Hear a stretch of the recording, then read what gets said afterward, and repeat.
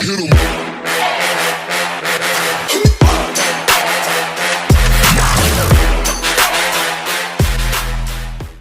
is going on, my fellow shenanigans? Ajax back once again with more Rattle Can shenanigans, and this, of course, is the year of the Malibu. So here we are with the kickoff video for my build versus LUKA C. This is the kit. This is the year. We're throwing down. What more can I say? For those of you who are unfamiliar with this kit is a vintage Revell release. Classically has been more difficult to find over the years, and a couple years ago they re-released it to much fanfare. I'm currently working on an inspiration for what we're going to do here, and then just to build off of that.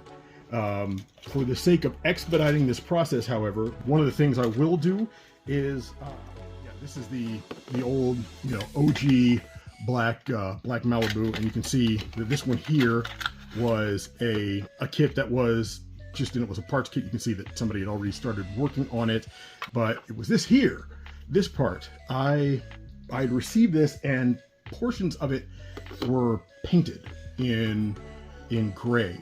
It was a gunmetal type gray, and I decided I liked the look of that, so we may very well just take what's here and use this as a starting point for our build. I don't plan on straying too far from what's in the kit.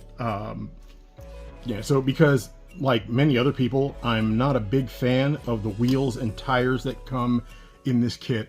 One of the things that I plan on doing is replacing those with some 3D printed parts, which are some of the few 3D printed parts that will be used on this build.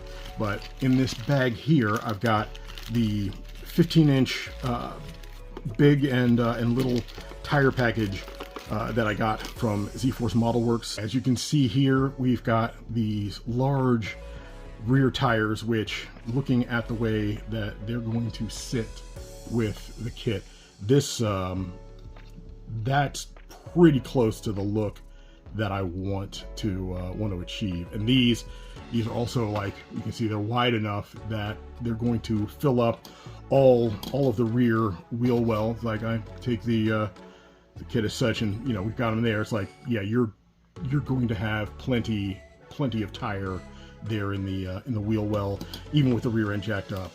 For the front tires here, you can see that they're around about the same size, but we're dealing with something that will, when put up front, should sit a little bit tucked in, kind of have that classic rake, really give it that like hot rod street machine look, and that's really what we're going to try and nail down here. All right, so that's going to do it for this video.